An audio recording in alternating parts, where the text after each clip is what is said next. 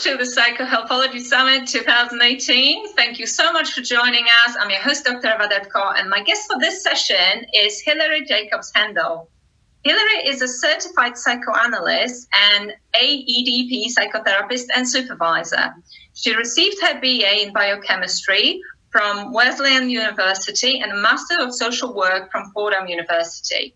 Hilary is the author of the book It's Not Always Depression, Working the Change Triangle to Listen to the Body, Discover Core Emotions, and Connect to Your Authentic Self. Hilary has published articles in the New York Times, Time, on Oprah.com, and in professional journals. And she has also consulted on the psychological development of characters on AMC's award-winning series Mad Men. So Hilary, welcome to the Psychohealthology Summit. So great to have you with us here. Thank you so much for contributing. Oh, thank you so much for having me, Dr. Eva. I'm so glad to be here. And so, so are we. And I know you've got very interesting information to share with everybody. And there's going to be loads of value and people will be learning something new here today. So I'm excited about that. But before I ask you more about the change triangle, and you obviously will explain the process, I wanted to ask how you became interested in psychotherapy, because with most people, I find, who are in this field, there's always a bit of a story. So if you're happy to share that with us, that would be great. Yes, no, I find that also as well, that there's always some sort of a story. What really for me, I was raised in a very psychologically oriented family. My father was a psychiatrist and my mother was a guidance counselor in her first career.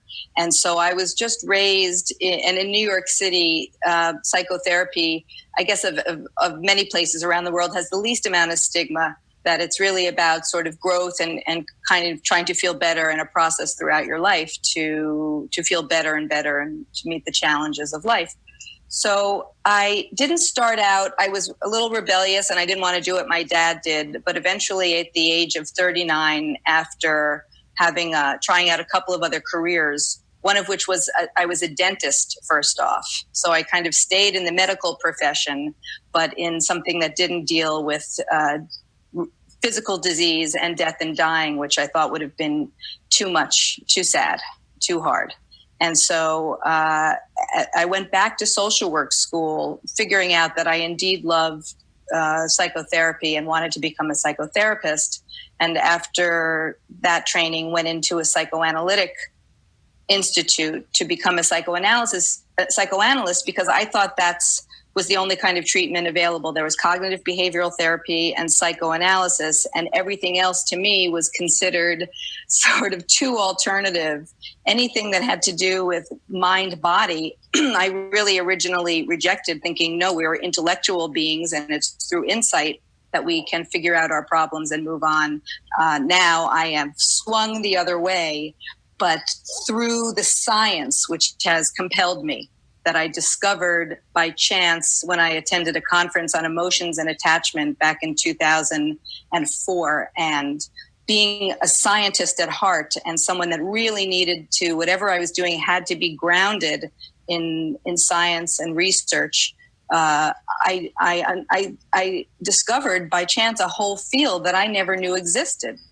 And that as much as what I learned as being helpful, that I'm going to share parts with your audience today, what was even equally striking is I had such a fabulous education in science, going to a science high school, majoring in biochemistry in college, going to dental school, which for the first 2 years is medical. We were with the medical students at Columbia, then social work school, then psychoanalytic training. I never had a course in emotions. Nobody talked about what I'm going to be sharing today, which is that there's a biology and a chemistry and a physics, really, to emotions, and whether we avoid them or tend to them is life-changing. It means the difference between being symptomatic and feeling calm and well. Exactly. Yes, absolutely. And I know a lot of people listening will already be kind of saying, yes, absolutely. They already know that connection exists from their own experience. And of course, other events and work that we've done and people they've listened to. So you're going to talk to us about the change triangle. So perhaps we can start with telling people what it is, and maybe make that link between the change triangle and why people with autoimmunity should be interested to learn about it. Well, what's the sort of benefit to them? Yes. Well, we know, I think your audience knows by now that the way we handle our emotional world directly affects our physical world. So in other words, if we have trauma and stress, it can hurt our bodies. And by the same token, if our bodies are hurt or aren't feeling well or suffering, it affects our mind.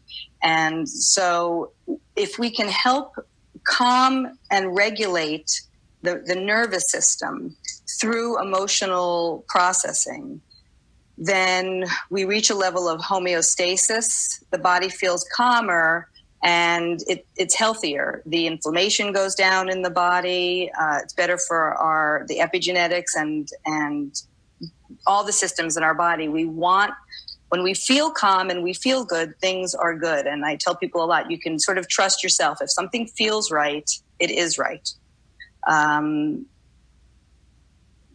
Except if you're a sociopath, I would have to say as a qualifier, but in general. So the change triangle is a tool that I adapted from the academic literature because, as I said, I was late to the dance with understanding emotions and the body. But once I saw it, because I had all this background, everything just clicked and went into place. And I thought, why hadn't I learned this in high school? And I thought at that moment when I was presented with this triangle at this academic conference that everybody should know that this is a useful tool that everybody should know about. So it basically was first written about in the 1970s, again, in the field of psychotherapy and psychology. But I had this opportunity to write a book from Random House, and they said, what would you like to write on? And I said, well, there's this triangle that I think can really help everybody, that everybody can make use of. And I nicknamed it the Change Triangle for the public. It had other names in other textbooks. And I also kind of tailored it for the public. So even though psychotherapists read the book and get a lot out of it, especially those who are most familiar with cognitive therapy and psychoanalysis, the book is written for the public to use as a self-help tool. I think what I'm going to do is bring up a picture of it because a picture is worth 1,000 words. So this is the change triangle here. And in a way, as people look at it, we can superimpose this triangle upside down on our body with the tip of the triangle kind of in your core somewhere. Okay. And the top of the triangle kind of above your shoulders or above your head. And what it is symbolizing is it's really a map of how emotions work in the mind and body. But it all begins at the bottom with these things called core emotions, which are biological, inborn. We come out of the womb and we are wired for these emotions. They're survival emotions that Darwin and William James wrote about at the turn of the century. So something happens in the environment, and we have our brain in the middle of the brain. The limbic system is set up so that we see something with our 5 senses, and the brain interprets, is this dangerous or good? And it will ignite one of these 7 core emotions: fear, anger, grief, joy, excitement, disgust, sexual excitement. And grief is sadness. All of these things are on a spectrum from a little bit, like a little annoyance, to rage, if we talk about anger, or a little bit of sadness to grief. So, and the purpose of these core emotions is they're natural. They keep us safe, and they tell our mind on a very quick level what to run away from, what to protect ourselves from, and what to move towards that will be good for us.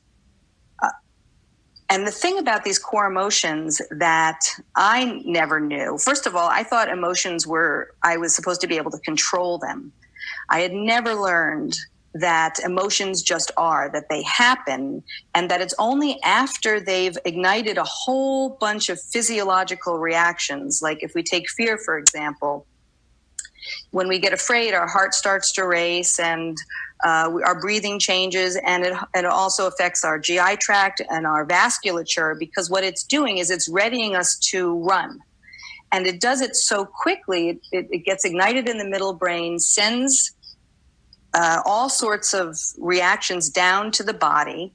And it's only after that fear is triggered in the body that another part of our brain can be aware of what's happening. And hopefully as children, we learn to recognize, I am afraid. But the idea that we can control that response is a myth.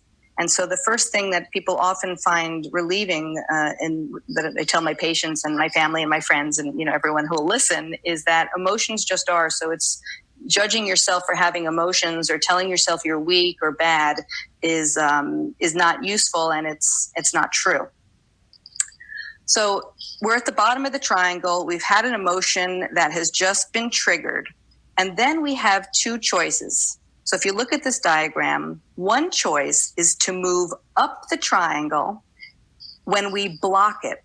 So because in our culture, we are not given any tools like the change triangle to tell you what to do when you have a feeling, most of us just go up into our head and we try to suppress it or block it or thwart it, whatever you want to call it. And we do this with a whole host of physical and psychological mechanisms that cause constriction. And, whether we feel constriction in our stomach or constriction in our shoulders or in our back, it's the attempt to kind of hold down this energy. Because the other thing about core emotions, besides them being physical sensations, is that they have an adaptive, like I said, they make you do something, and that something is supposed to be adaptive. And so there's a ton of energy in preparation that the body wants to do. You probably know all this. And like the work of Peter Levine and Waking the Tiger is about this, all this energy that comes up that we have to liberate. But most of us don't know how to liberate it. So we clamp down, and that's when we are moving up the triangle to these inhibitory emotions that are squashing down our core emotions. And the inhibitory emotions are anxiety, guilt, and shame. And why we use one or another, again, has to do with a host of just our disposition, our genetics, our family, our experience, what works. And so now we're on the top of the triangle. And because when you have a bunch of core emotions swirling around in your body and a bunch of inhibitory emotions making a soupy, miserable mix, we learn to avoid them. The mind automatically develops defense mechanisms so we don't have to feel such intense emotional and physical discomfort and pain. And those are the defenses, which are, I don't mean pejoratively at all, they're actually brilliant adaptations that we make to cope with unbearable circumstances and feelings. And by definition on the triangle, I'm calling a defense anything we do to avoid emotion. And it could be anything from shifting eye contact away to just avoiding when you're about to get into an argument with somebody or when it feels like there's some tension, to reaching for a drink, to more and more damaging consequential defenses like cutting yourself to get rid of terrible feelings, or dissociating and developing disparate parts that don't communicate, like we see in dissociative identity disorder, or addictions, or depression. I'm putting as a defense, again, not pejoratively, but because it's not coming from core, it's a reaction and it's a squashing down of what's really happening down here that feels too unbearable to deal with because we were either too alone with it, or the emotions are conflicting and many, and it's not tolerable. So that's one thing that can happen. We move up the triangle, and most of us live up, especially I think in the USA. I don't know how it is as much around the world, but I would imagine it's the same. Most of us are living at the top of the triangle, oscillating between defenses avoidant ways of being, and anxiety, guilt, and shame. And that's what causes this incredible amount of tension, because it takes a tremendous amount of work to block these core emotions, which are these forces that want to come up. So the other thing that we can do when we have a core emotion triggered is we can move down. Instead of moving up the triangle, we can learn to tend to the emotion and experience it, which I'll define what that is in a minute. And when we do that, when we experience our emotion, we move down. And the reason we go down is it's this idea of being in a grounded state of the self, a regulated, calm, what I call the open-hearted state of the authentic self. And it's characterized by these C words that I borrowed from Richard Schwartz in Internal Family Systems Therapy with his permission. We feel, when we're in this state, we know it because we feel calm. We can be curious in ourselves and curious in others. We feel more connected to ourselves and more connected to others, more compassionate. However we feel towards ourselves, it comes out to the outside world. That's not a coincidence. It's because of the connection and the empathy that works inside as well as outside. So in a way, our relationships with others can only be as good as our relationship is with ourself. And courage and clarity, all these good things. So what the Change Triangle is really showing people how this works. And it is phenomenology across the board. This is universal. This is just how emotions work in the mind and body. And to teach people about all the different parts of the triangle and what you can predict will happen, so that emotions are less scary because now they're less mysterious. And now we can also do some things to help us start to move out of defensive, anxious states down into our bodies and to establish calm and homeostasis, which is good for our mental and our physical health. They're intricately connected. So, and what I just want to share now is what does it mean how do you do this? What does it mean to experience a core emotion? What it means is, one, you can recognize it. So let's say I'm afraid. I have to be able to recognize this idea of fear in my body, not only in my mind, but it's the sense of being able to be in tune with the physical sensations that tell you you're afraid. So I say to patients all the time, I say, what are you feeling as you're sharing this with me? Is something I might say. A fight with their husband. Oh, I'm really feeling annoyed at him. Okay.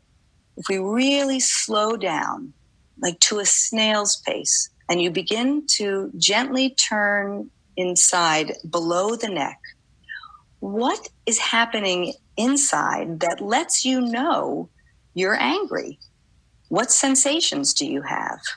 And at first, it's like, what are you saying? But when you practice doing this, it becomes clearer and clearer that there is a bunch of physical sensations going on that are telling you that you've come to automatically label as anger.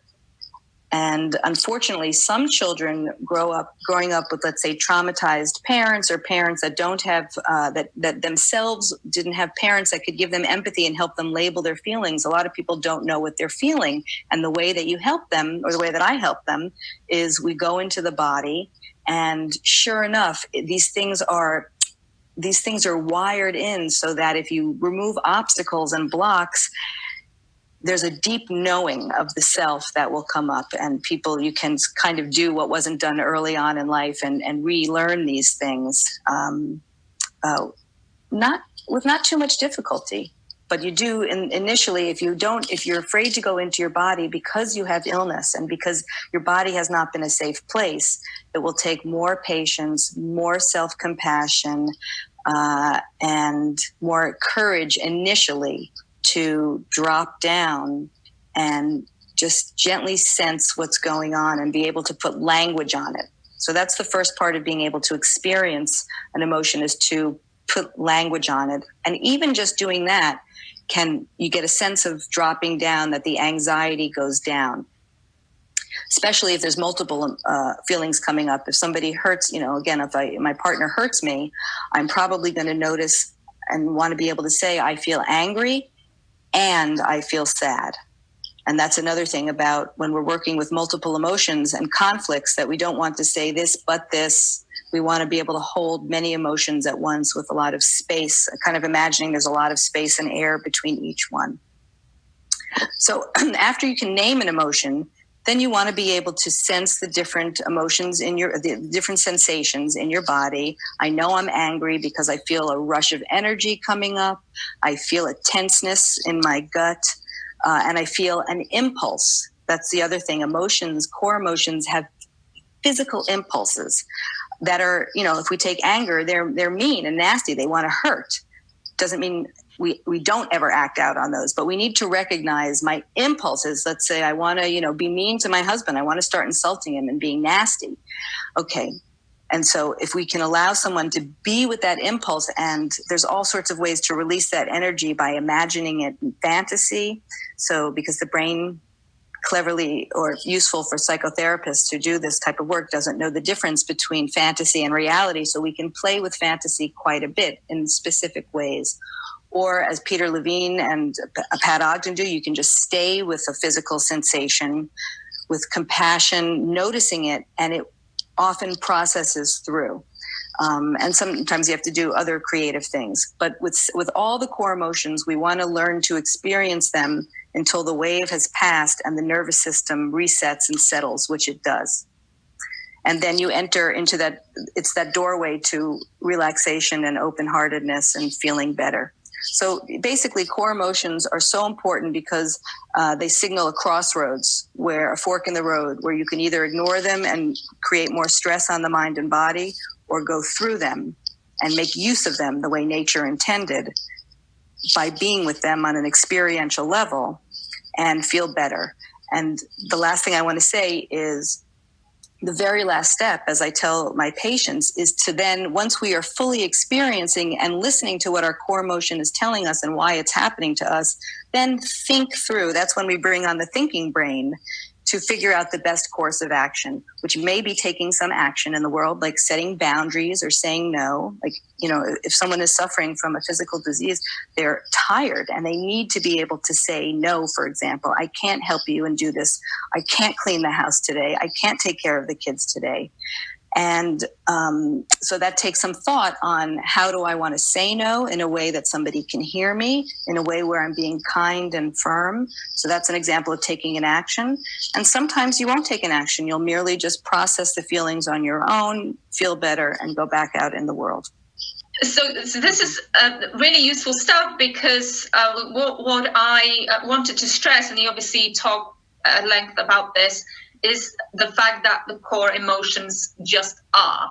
And there is no need for people to, be scared of them or try and avoid them. I think it's very powerful when people actually, as you said, demystify what they're feeling. I think that's there are a load of modalities out there that people can tap into to, for example, change their neurology in a very powerful way. But I think that part of the work, at least from my point of view, needs to be that sort of awareness and recognition of what it is that we are experiencing internally, how that relates to our external environment and people we connected with, etc.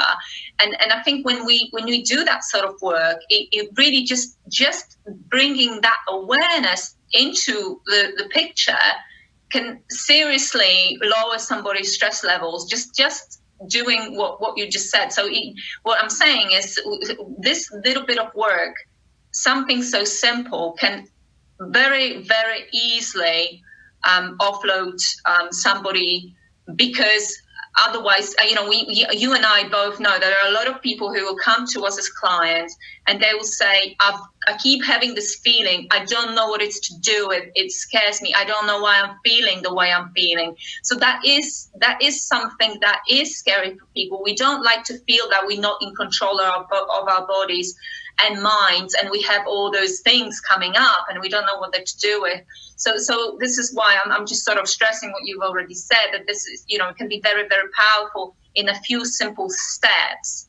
Somebody can just take a deep breath and go, oh, okay, well, now I understand and I can work with that, right? Exactly.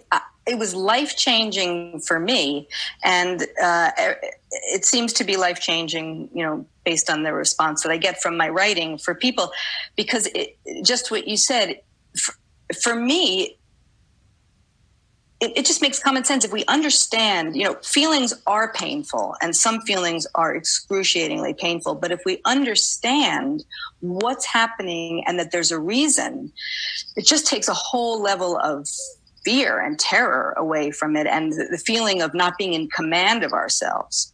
Once we understand, okay, there is a reason, whether it's trauma from the past, whether it's the trauma of having a diagnosis, there's a reason that I'm feeling this, and I now have several techniques and tricks and things that I can do to calm my body. It's truly life-changing to have these tools.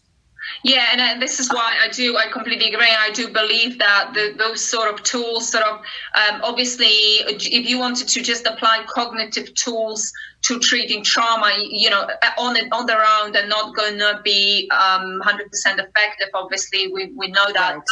But I think that, those sort of tools are very useful as sort of overall part of our sort of self-discovery and self-development. They're extremely, extremely useful, actually, all those tools that are to do with psychoanalysis and just and the self-discovery piece that we talk about here. And you mentioned that people often repress those emotions, and whether this is cultural, usually it is, isn't it? And yes, I mean, in the Western world, it's just notorious for that. It's, you mustn't be this and you mustn't be that, you mustn't appear angry or whatever, because that's kind of nice. If you lose your rack, it's not, you can't possibly do that in certain situations. So people kind of learn that from very early on, don't they? That it's not okay to express. And what you said, that, we emphasizing that you're going to feel those emotions because they are your core emotions. Whether you like it or not, at one point or another, you're going to experience those emotions. And when people say, oh, I never get angry, what that really means and what they're saying is that they're not expressing it, they're not recognizing it, they're just sort of putting it in a little box somewhere. Of course, they're still feeling that feeling. There is not one person on this planet that wouldn't have felt anger on, one occasion or another, right? But yet it's that sort of conviction that, I never get angry because my belief is that being angry is whatever, bad or frowned upon or whatever it may be, because obviously that is something that they learned very early on in their lives. But the point being is that those feelings are still being experienced internally, and the more we try and repress them, actually potentially the more problems we're causing for ourselves further down the line. Exactly. And that's a great example. So somebody that doesn't think that they get angry is living on this top of the triangle here. And what's pushing them over there is this idea of what you're talking about is the shame that gets bound to the anger, that I should not be angry, that I don't want to be that kind of person, an angry person. And at first, we all needed a whole bunch of psychoeducation, that one about core emotions, and that doesn't make you a bad person. It makes you a normal person. It's really, anger is so tricky, but it's my favorite emotion, because when you teach people about it, it's so liberating that even anger, people confuse experiencing anger inside and what that means, so that it doesn't put stress on the body when you repress it, versus acting out that anger. It's really two steps. It's one, knowing that you're angry, and then, like I said, thinking through, how can I express this anger in a constructive way? So I don't want to leave it in so it's hurting me, and I don't want to act it out so that I cause destruction. But there are ways to communicate. I tell my patients, if you imagine putting that anger in your backbone and asserting it with words, with a calm tone or even a forceful tone, that's what we're after. And also, again, as I mentioned in our pre-talk about, unless it's coming from the past, in which case we have to trace back, this anger, it sounds like it's not really about your partner. If you float back in time to the first time you had this feeling, where do you end up? And then we process that. But absolutely. And I just can't say enough about the education, like you said, about it's this idea of filling the left brain with information that wants to know what's happening. And that gives us the courage then to do some of these experiential techniques, which I just published a new blog post today that actually is giving somebody an experience of their thinking brain, their emotional brain, and their body brain. Just a 2-minute thing to try, just to get a sense of it, because you can't think your way through an emotion. That's the bad news. You have to experience it. And it's that initial, almost feels like you're jumping off a cliff when you let go of your left brain and you go into your body to trust that it's not going to overwhelm you what you find, and that you can slow down and begin to notice in a sort of a purposeful, controlled way what's happening. And of course, if we have a lot of trauma, it's very hard to do on your own.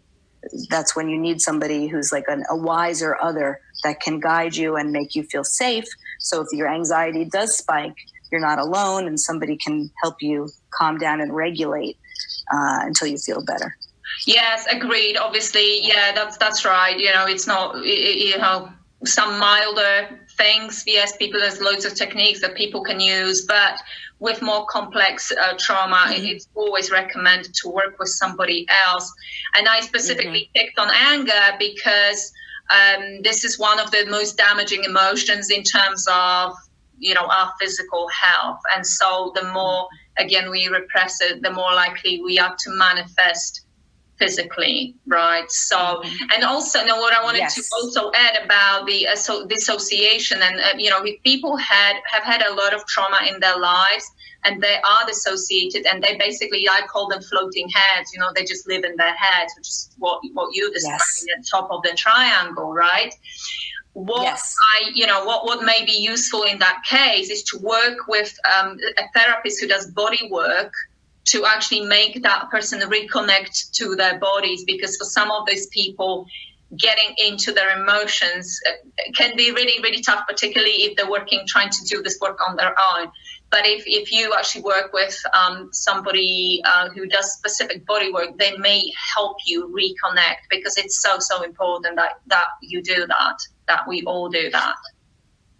Absolutely. And I would even say I've had letters from people. See, what I did in the book is I explained everything kind of to have the explanation, but it's really using stories from my practice. I show people with verbatim what I did, what happens, how you move down the triangle. And I've gotten letters from people who have, most people suffer, and there's nobody that escapes trauma from just growing up and getting, surviving our childhoods. The book is to be used on your own, and I think people are doing that on their own, and I'm getting letters that it's transformational for them. And then when you get stuck, when there's something that just feels too scary, then you need that other person. And I believe it doesn't even have to be a therapist. My hope was at this book that people would almost use it as a manual in peer groups, because psychotherapy is expensive, and it's not fair that people don't have tools to work things on their own. And so this idea of people getting together in peer groups, reading the book together, which shows how all I do as a therapist is I know the things that I've written about, and I create safety, which I've written about how to do that. And, we're wired to connect. People can do this for each other, I believe. And whether the group is initially run by a therapist, or whether you have a therapist, or whether you do this with a partner and read the book, you'll see how it's done, where I really wanted to get, this is, a gift of what this looks like, what it is, how you do it, and through each negotiating each part of the change triangle. Because the first step is you have to recognize what corner you're on. And then there's a specific to-do list to move from one corner to the next. here's what you do if you're in defenses. Here's what you do if you're in inhibitory emotions. Here's what you do when you reach core emotions. And here's what you do when you reach the open-hearted state through stories. That's great. And I absolutely agree that sometimes creating safety within the group, with, we're talking about relating to people who have maybe had similar experiences, they had similar work to do on themselves, that can be extremely powerful, and they can provide a little bit of objectivity, because part of the problem with doing therapy on yourself is that you almost need to be subjective and objective at the same time, and that's obviously sometimes very, very difficult to achieve. So when you have that person who can be, an observer and provide that, even if they're not a therapist, just making simple observations can actually be extremely powerful. So that's very, very true. But of course, the safe environment is absolutely key for sure, because nobody is going to go deep and start accessing their emotions if they're not feeling safe. So that is absolutely key, isn't it? Yes. Not only do you need another person as that second subjectivity to notice things you're not seeing, but I'm even thinking of it more in the soothing. One of the things that AEDP, this type of therapy that I do, that stands for Accelerated Experiential Dynamic Psychotherapy, is it's based in attachment theory. And before you can ask someone to go to scary and painful places, they have to trust that you can help them if they kind of drop into like a hole, like a trauma hole, and they have a panic attack or something that you inadvertently cause. So what I mean really by creating safety, besides being another mind to notice, is to know when somebody is in the midst of an emotion, like not to interrupt, but to learn how people be together. How you show your presence by creating a space. A lot of people have trouble with emotion and they kind of space out or shut down. And we can learn, again, by being less frightened of emotion, by just being with someone and acknowledging, yes, that's hard. And it's okay if you want to stay with this a little bit longer, and you can feel this a little bit longer, and I'm right here. And do you need a hand to hold while you touch this painful part and get to know this part that is so frightened that you're going to die or that you're not going to have the energy in life to do the things? Can we lean into that together so you're not alone with it, so that you don't have to be afraid of it either and live in your defenses and get anxious or feel ashamed about it? So if somebody can have a fellow traveler to sit with them and get to know these parts of themselves that we normally avoid, then you don't have to avoid them anymore, and they lose that steam. They lose a lot of the terror and the certainly the shame that goes with it when you can just gently approach yourself and know you're not alone. Because it's humans are wired for connection, and we soothe each other. So just being available to be with someone. And then, of course, learning about things like what to do when you have a panic attack, which is in the book, what to do when somebody starts to get mired in shame. It's a horrible experience. You start to shrink and feel like you're being annihilated. What specifically do you do to help somebody in those moments? And it's certainly not interpretive. It's not going into your left brain and talking. It's like it's connecting right brain to right brain, in this very deep, loving, connected way. And we can learn it. Nobody teaches us these things. It's parents. Beautifully put. That's exactly. Yeah, absolutely brilliant. Because I'm hoping that people are now seeing, as you said, therapy can be expensive, and we really want to give people tools so that they can help themselves. At least to a degree. Like I said, I always say, if the trauma is really complex, then I'll still encourage people to actually work with somebody, because it doesn't have to take a long time. Within a few sessions, you could be done with the sort of the majority of work, and then you can just take it from there, and you can do the things that Hilary is saying. And that's very, very powerful and can absolutely have miraculous effects on somebody's psyche and therefore impact on their health, impact on the rest of their lives, of course.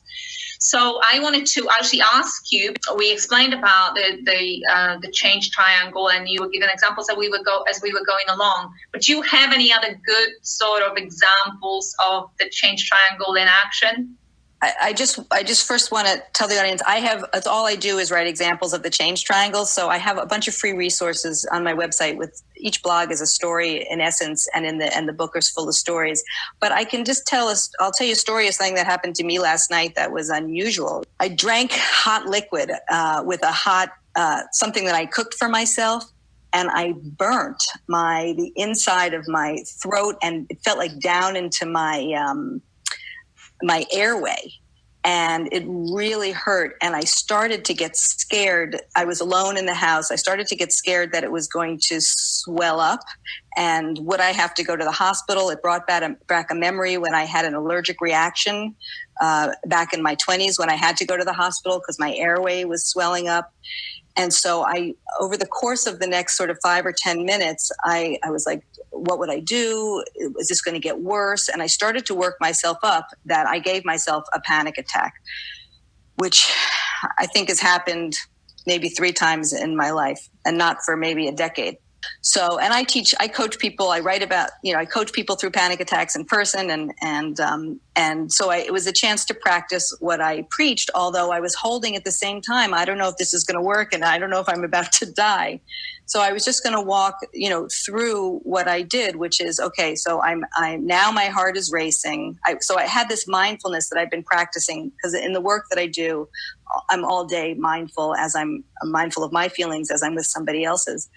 And so I'm having this dual experience where I'm freaking out and I am at the same time mindful. And so I say to myself, okay, I know why adrenaline is coursing through my system, right? Because that's a panic attack. If I'm thinking that I'm going to die, it makes perfect sense that I got my pituitary gland squirted this adrenaline.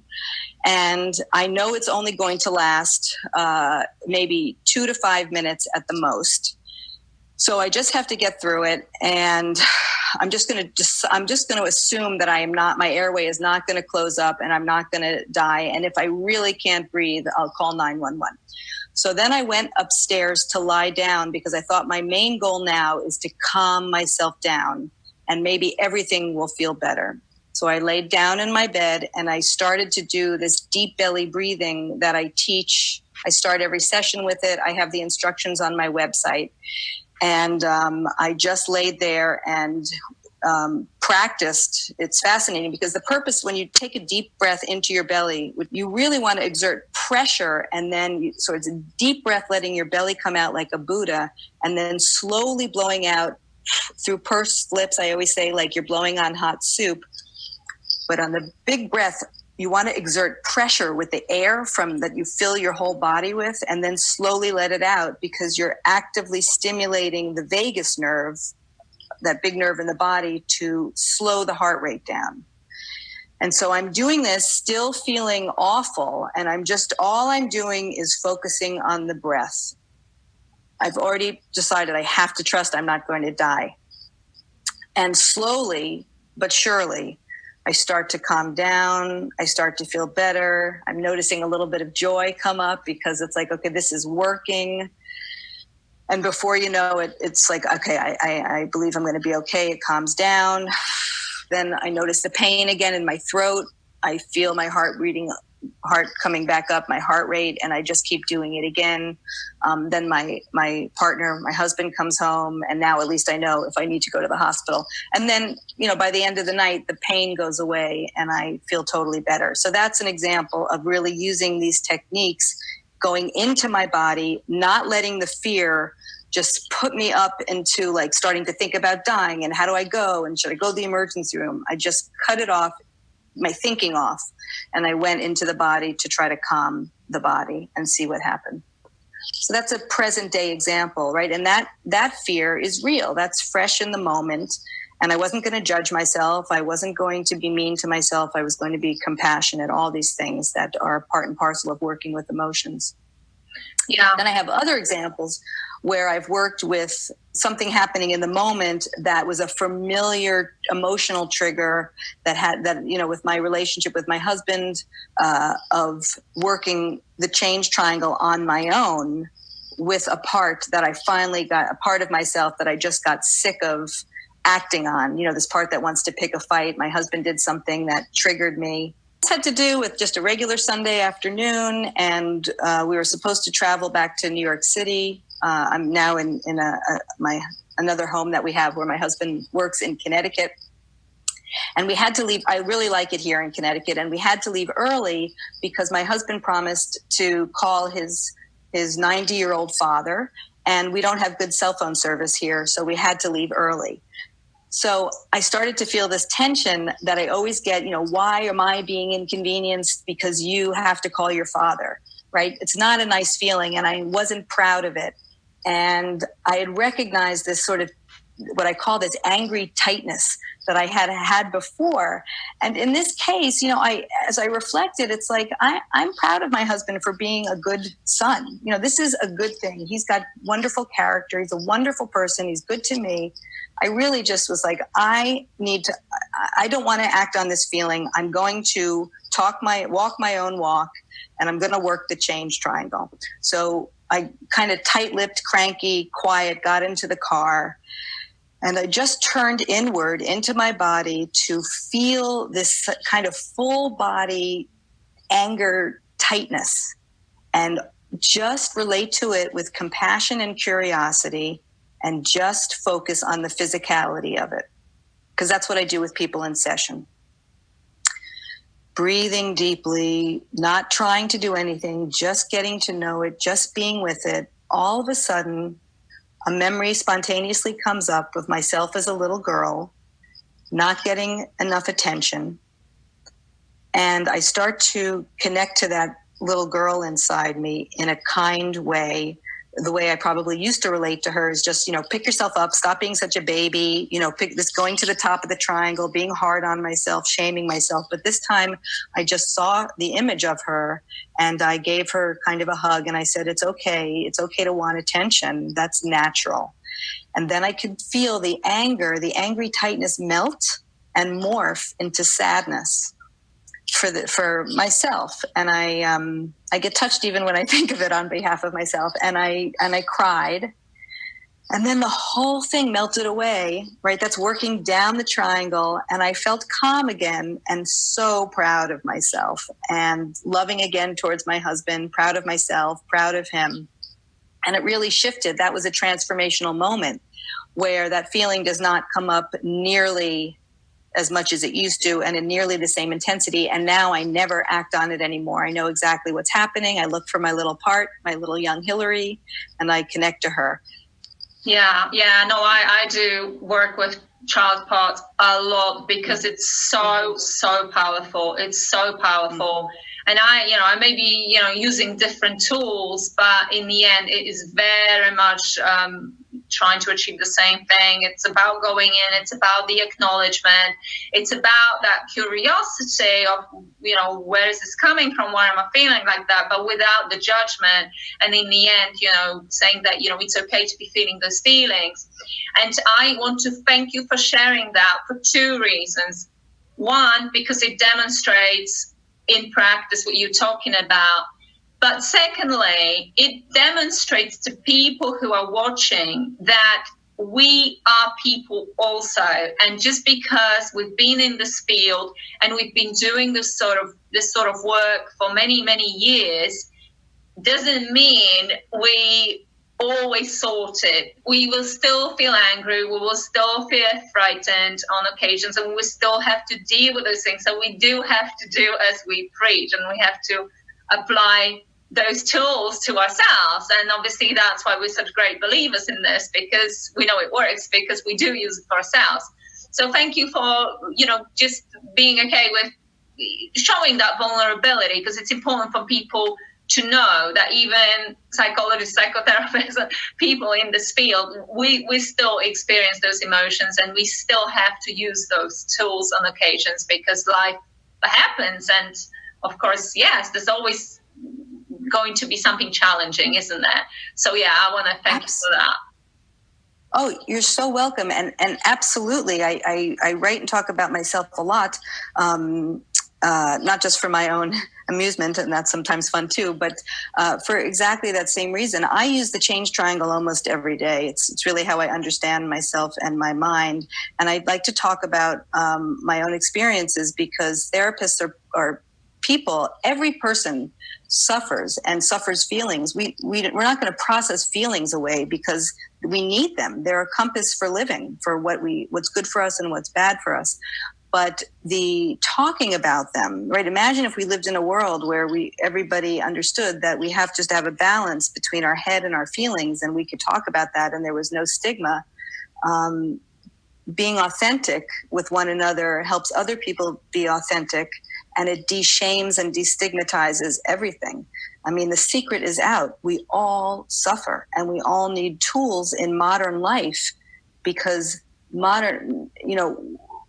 we are now live at a time where we can self-actualize because we don't have to spend 24/7 protecting ourselves from being killed and foraging for food. So now there's time in the day, and the mind is going to do its thing, and it's going to think about things, and we're going to experience things, and it's going to trigger feelings and emotions, and they hurt, and we need to know how to handle them, and we need to teach our children how to handle them, and we need to work with our partners so that we can stop hurting each other and just fighting. There's so much we can learn in couples. So we start to read the underlying feelings of vulnerability and tenderness underneath the fight, and to start to read each other's nonverbal cues so that we can, if somebody is angry, we could say, what's the matter? What did I do? And listen, as opposed to getting defensive, which, we know how that works. It doesn't work. Yeah, for sure. Yeah, that's really, really great summary there.